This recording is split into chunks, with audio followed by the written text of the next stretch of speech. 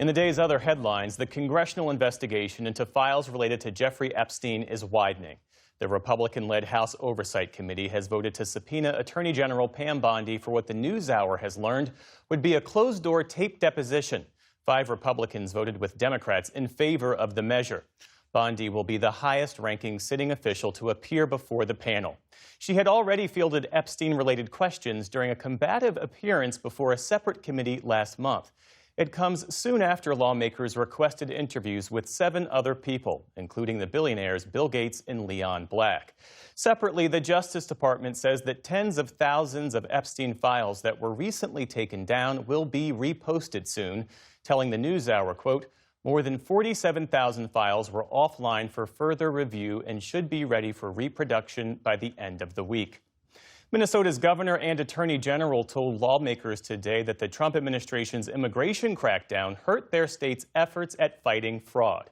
Tim Walz and Keith Ellison appeared at a House Oversight Committee hearing today. The committee chair, James Comer, accused them of, in his words, not being good stewards of the taxpayer dollars.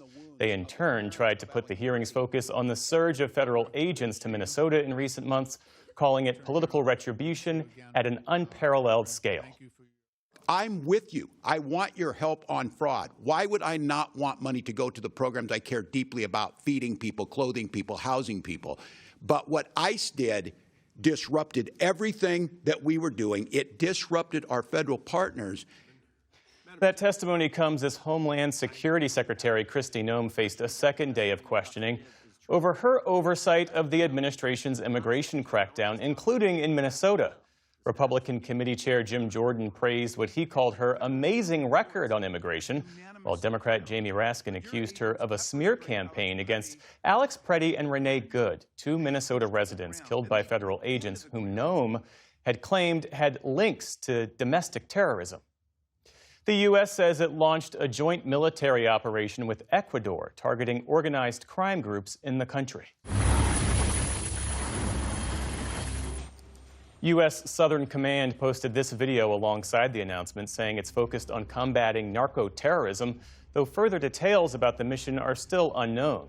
It's just the latest escalation of military involvement by U.S. forces in the region, following months of strikes against suspected smuggling vessels that have killed more than 150 people. Cuban officials filed terrorism charges today against 6 suspects who were aboard a Florida-flagged speedboat that engaged in a shootout with Cuban forces last week. Prosecutors say they're being held in pretrial detention and said they'll receive due process in defense of our people and the country's institutions. The incident took place in the waters off Cuba's north coast. Officials say the group opened fire as they tried to infiltrate the island to commit acts of terrorism. 4 suspects were killed, including 1 U.S. citizen.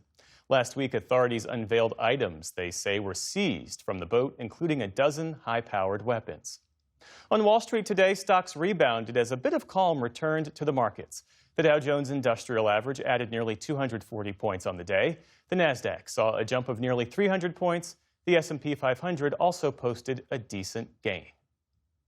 And legendary college football coach Lou Holtz has died. Holtz was a giant of the sport, especially during his time at Notre Dame, where he led the Fighting Irish to an unbeaten championship season in 1988. Holtz coached 11 seasons there, racking up 100 wins. Over his 5-decade career, Holtz was known for turning around losing programs, and he was elected to the College Football Hall of Fame in 2008. His death was announced by Notre Dame, which shared a statement from his family who cited his unwavering belief in the potential of others. Lou Holtz was 89 years old. Still to come on the NewsHour, a survivor of sexual abuse by Catholic clergy speaks out after the release of a scathing report. And one family's story of the struggle to hold on to their farmland. This is the PBS NewsHour from the David M. Rubenstein Studio at WETA in Washington, headquarters of PBS News. Support journalism you trust. Support PBS News. Donate now, or even better, start a monthly contribution today.